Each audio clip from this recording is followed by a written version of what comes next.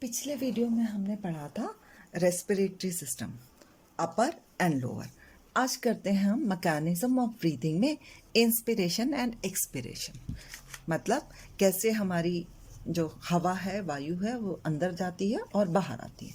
ठीक है, तो हमारा जो चैप्टर है ये है हमारा +1 का breathing and exchange of gases. ठीक है, इसमें करेंगे हम सबसे पहले mechanism of breathing. Mechanism of breathing, ठीक है। Breathing means moving air into and out of the lungs. What is breathing? Moving air into and out of the lungs. Clear? Yes. What is breathing? Moving air in and out of the lungs. Breathing can be divided into two parts. Right? First is inspiration. And second is expiration. Expiration. ठीक है, inspiration means moving air inside the lung, inward movement of the air, inward movement of air means from atmosphere to the lungs. And expiration means outward movement means from lungs to atmosphere. Clear? Now the clear?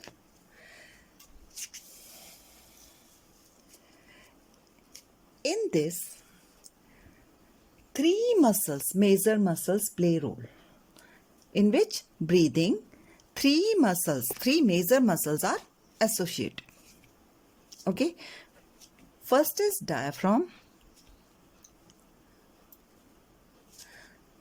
then intercostal muscles,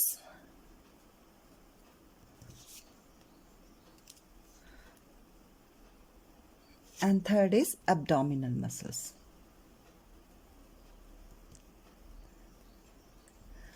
Diaphragm is present in the abdomen just below the thoracic cavity. Okay, it is a muscles. When it contract, which diaphragm when contract, it lowered down. Usually what happen, suppose this is a chest cavity, diaphragm is situated dividing the coelom, body coelom into two. Upper one is thoracic cavity, okay, cavity, and the lower one is abdominal cavity.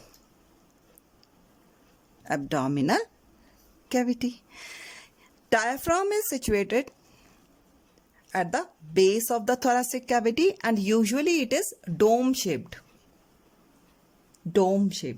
When it contract, it lowered down. Okay, it lowered down. On contract, it increase the volume of thoracic cavity. Increase volume of thoracic cavity. Okay.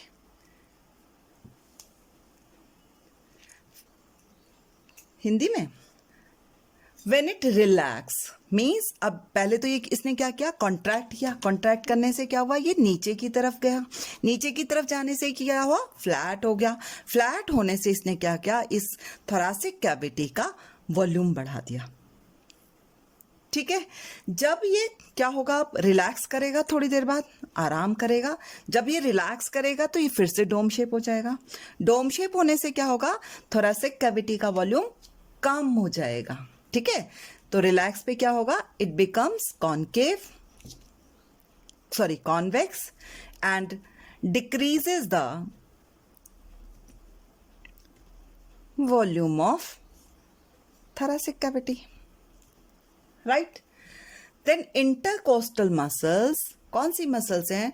जो हमारी thoracic cavity है उसके बाहर से हमारी क्या है, ये रिब्स हैं। ये क्या है, हमारी रिब्स हैं, छाती की जो हड्डियां हैं रिब्स हैं, ये स्टर्नम से जुड़ी हुई हैं। ठीक है, इन रिब्स के बीच में जो मसल्स होती हैं, तो इनमें दो तरीके की मसल्स होती हैं, एक होती है एक्सटर्नल और एक होती है इंटरनल। ठीक है, जब एक्सटर्नल मसल्स क्या करती हैं, कॉन्ट्रैक्ट होती हैं, मतलब कॉन्ट्रैक्ट होने मतलब कम होना, सिकुड़ना। ठीक है, ठीक, कॉन्ट्रैक्ट होती हैं तो जो हमारा रिब्स है, ये रिब्स और ये जो स्टर्नम है, ये जो रिब्स है और जो हमारा स्टर्नम है, ठीक है, ये ऊपर की तरफ आता है। जब क्या हुई, हमारी एक्सटर्नल इंटरकॉस्टल मसल्स कॉन्ट्रैक्ट हुई तो रिब्स और स्टर्नम क्या हुआ, मूव अपवर्ड, मूव अपवर्ड, बाहर को आएंगे। ठीक है, एंड आउटवर्ड। ओके, तो इससे क्या होगा, जब हमारी इंटरकॉस्टल मसल्स क्या होंगी, बाहर को आएंगी, तो हमारी थोरैसिक कैविटी का क्या होगा, वॉल्यूम बढ़ जाएगा। थोरैसिक कैविटी का वॉल्यूम क्या हो गया, इंक्रीज हो गया। ठीक, इसके ऑपोजिट इंटरनल इंटरकॉस्टल मसल्स क्या होंगी, वो रिलैक्स होंगी, वो कॉन्ट्रैक्ट होंगी। जब इंटरनल वाली कॉन्ट्रैक्ट होंगी तो वो क्या करेंगी, हमारी रिब्स को और स्टर्नम को वापस अंदर लेके आएंगी। ठीक है, तो क्या करेंगे, ये मूव करेंगे इनवर्ड। इनवर्ड मूव करने के वजह से क्या होगा, थोरैसिक कैविटी का वॉल्यूम क्या हो जाएगा, डिक्रीज हो जाएगा, कम हो जाएगा। और ये एक प्रेशर डालेंगे हमारे लंग्स के ऊपर, नीचे को जाएंगे, प्रेशर डालेंगे लंग्स के ऊपर, तो क्या होगा, उसका वॉल्यूम डिक्रीज हो जाएगा। ठीक है, डिक्रीज होने के कारण यहां पर क्या होगा, ये एक्सपिरेशन में होता है और ये इंस्पिरेशन में होता है। ठीक, एब्डोमिनल मसल्स क्या होती है हमारी, हमने कहा ना कि तो इसने डायाफ्राम ने हमारी सीलोम को पूरी को, एक को थोरैसिक कैविटी में बांटा, एक को एब्डोमिनल। एब्डोमिनल कैविटी क्या है, हमारी नीचे वाली। ठीक है, तो जो एब्डोमिनल मसल्स है, जो हमारी एब्डोमिनल कैविटी की मसल्स हैं, ठीक है, वो रिलैक्स होती हैं।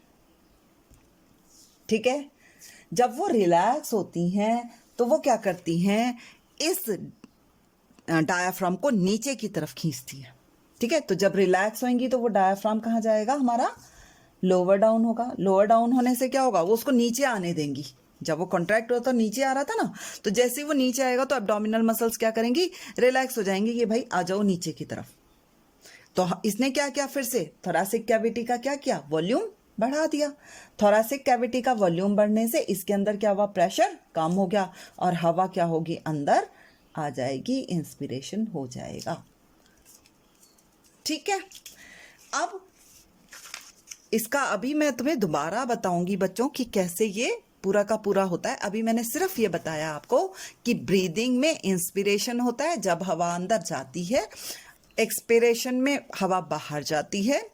ठीक है, और ब्रीदिंग में 3 मसल्स हमारी काम करती हैं, एक डायाफ्राम की, एक इंटरकॉस्टल मसल्स की और एक एब्डोमिनल मसल्स की।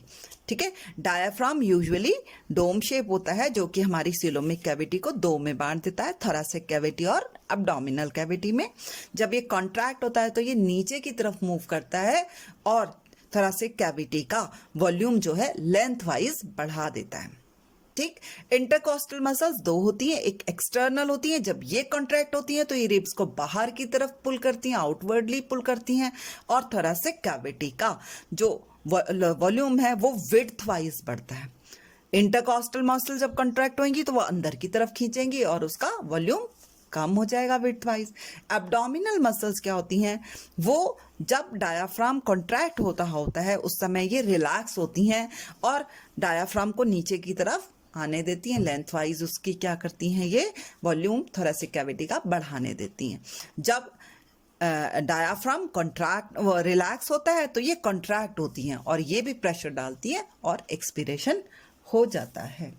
अब हमारी जो एयर होती है उसका मूवमेंट क्या होता है, जैसे हमने दो वीडियो में, पिछली दो वीडियो में पूरा ट्रैक पड़ा था अपना रेस्पिरेटरी ट्रैक, तो उसी से ही हम देखते हैं फॉल एयर जो हमारी लंग्स से बाहर निकलेगी वो कहाँ कहाँ से निकलती है। सबसे पीछे जो यूनिट ऑफ द लंग्स थी हमारी वो क्या थी, एल्वियोलाई थी। एल्वियोलाई हमारे किससे किससे बने थे, एल्वियोलर डक्ट से, एल्वियोलर डक्ट से। एल्वियोलर डक्ट किस में खुली थी हमारी, ब्रोंकियोल्स में। ब्रोंकियोल्स किस में खुले थे, ब्रोंकाई में। ब्रोंकाई किस में खुला था, ट्रैकिया में। ट्रैकिया किस में खुला था, लैरिंग्स में। लैरिंग्स glottis, mouth of the larynx was glottis. Glottis कहाँ गया था, फेरिंग्स में। फेरिंग्स कहाँ था, इंटरनल नेयर्स में। यह हम कर चुके हैं। इंटरनल नेयर्स किस में गया था, नेजल कैविटीज में। और नेजल कैविटीज किस में गया था, एक्सटर्नल नेयर्स में। और यहां से यह कहाँ गया था, बाहर। तो हमारी जो फॉल एयर होती है वो कहाँ से जाती है, एल्वियोलाई से। Alveolar duct, bronchioles, bronchi, trachea, लैरिंग्स, glottis, pharynx, internal नेयर्स, nasal cavities, external नेयर्स, outside. और जो हमारी फ्रेश एयर होती है वो कहाँ से जाएगी, आउटसाइड से। बिल्कुल उल्टा पैसेज ये ले लेंगे, ठीक है। हम 1 मिनट में, पर मिनट 1 मिनट में हम कितनी बार ब्रीथ करते हैं, 12 to 16 टाइम्स, 12 से 16 बार हम क्या करते हैं, ब्रीथ करते हैं, ठीक है। अब इस ब्रीदिंग में हम कितनी एयर लेते हैं, कितनी छोड़ते हैं, कितनी हमारी रेस्पिरेटरी ट्रैक्ट में रह जाती है, ठीक, वो हम पढ़ते हैं। उनको हम क्या कहते हैं, रेस्पिरेटरी वॉल्यूम्स, ठीक है। सबसे पहले एक चीज कर लेते हैं हम, एडवांटेजेस ऑफ नेजल ब्रीदिंग। सुना है ना बड़ों को कहते हुए कि नाक से सांस लो जी, नाक से सांस लो, क्यों लो, ठीक है। तो ये क्या करती है, एक तो जो हमारी एयर होती है उसको क्लीन कर देती है, तो क्लीन द एयर, जो हवा है उसके डस्ट पार्टिकल्स वगैरह को क्लीन कर देती है। दूसरा क्या करती है, ये उसको ह्यूमिडिफाई करती है, उसको उसमें थोड़ा सा वाटर वेपर्स का मिक्स कर देती है। और तीसरा क्या करती है, ये टेम्परेचर मेंटेन करती है बॉडी के हिसाब से। अगर बाहर गर्म हवा है तो नाक से जाएगी तो वो बॉडी के टेम्परेचर तक आ जाएगी, ठीक है। फिर आया हमारा रेस्पिरेटरी वॉल्यूम, ठीक है। रेस्पिरेटरी वॉल्यूम में सबसे पहले आता है हमारा टाइडल वॉल्यूम, जिसको हम टीवी कहते हैं, टाइडल वॉल्यूम। ये क्या है, ये जब हम एक सांस लेते हैं, नॉर्मल सांस जब हम लेते हैं तो उसमें जितनी हवा अंदर जाती है या बाहर आती है उस हवा को हम कहते हैं tidal volume. Means each cycle in और आउट वॉल्यूम ऑफ रेस्पिरेशन, कितना एयर का वॉल्यूम जो हर साइकिल में अंदर या बाहर लेते हुए होता है उसको कहते हैं इन ईच ब्रीथ, सांस में, ठीक है। और ये होता है हमारा 500 ml, 500 ml एक, ठीक है। या अगर हम इसको मिनट में निकालेंगे तो इसको हम 12 से मल्टीप्लाई कर देते हैं, क्योंकि 1 मिनट में हम क्या करते हैं, 12 से 16 बार सांस लेते हैं, तो 12 5 60, तो 600 टू 16 5 80, 800 ml पर मिनट, ये हमारी हो जाती है टाइडल वॉल्यूम। मीन्स एक नॉर्मल सांस लेते हुए हम कितनी एयर का वॉल्यूम अंदर लेते हैं या बाहर लेते हैं, टाइडल वॉल्यूम हो गया। अगला वॉल्यूम देखते हैं हम अपना, तो अगला वॉल्यूम है हमारा इंस्पिरेटरी रिजर्व वॉल्यूम, ठीक है। इसको IRV कह देते हैं, ठीक है। इसमें क्या है, जो एक्स्ट्रा वॉल्यूम, माना हमने सांस, जैसे हम मेडिटेशन करते हैं तो हम कहते हैं सांस, गहरी सांस लो और अंदर लो, राइट। तो फोर्सेबली जितनी एयर हम अंदर ले सकते हैं उस एयर के वॉल्यूम को हम कहते हैं inspiratory reserve volume means extra volume of air can be inspired forcibly, ठीक है, after normal inspiration,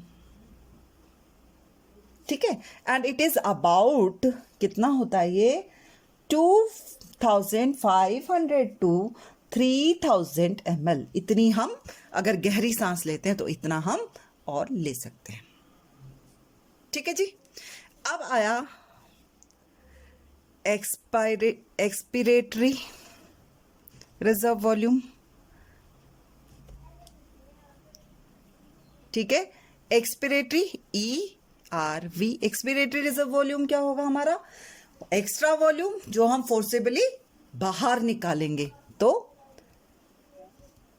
extra volume of air can be expired forcibly after normal expiration, ठीक है, और ये होता है हमारा 1000 to 1100 ml। हम पूरी हवा को बाहर नहीं फेंक पाते हैं जितनी हमने अंदर ली होती है, ठीक है जी। फिर आता है हमारा residual volume, residual volume RV कहते हैं इसको। रेजिडुअल वॉल्यूम क्या होता है बेटा, जो हमारा फोर्सिबल हमने जो एक्सपायर्ड किया, जो बाहर फेंका, जो हमारा उसमें बच गया, वो हमारा क्या है, रेजिडुअल वॉल्यूम। तो क्या है ये, volume remain in the lung after forcible expiration,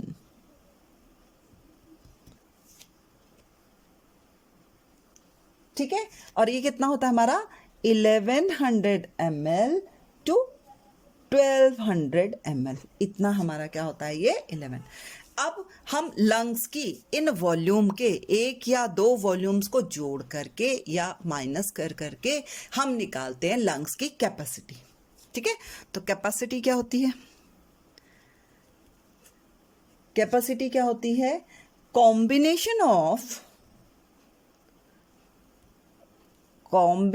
of 2 or more volumes, 2 या 3 वॉल्यूम्स को जोड़ने के बाद हमारी क्या बन जाती है, कैपेसिटी। जैसे हमारे लंग्स की टोटल वाइटल कैपेसिटी क्या होगी, ठीक है, इसको कहते हैं हम वाइटल कैपेसिटी क्या होगी, ठीक है। तो ये मैक्सिमम वॉल्यूम ऑफ एयर है which can move into and out of the lungs. ये क्या है, maximum volume of air which can move into or out of the lung, into and out of the lungs, ठीक है। तो क्या होगी हमारी vital capacity, total volume, tidal volume plus inspiratory reserve volume plus expiratory reserve volume, ये क्या है हमारी टोटल लंग कैपेसिटी है हमारी, ठीक है। सॉरी, ये हमारी क्या है, वाइटल कैपेसिटी है। और लंग कैपेसिटी क्या होगी हमारी, टोटल लंग में बची हुई भी थी ना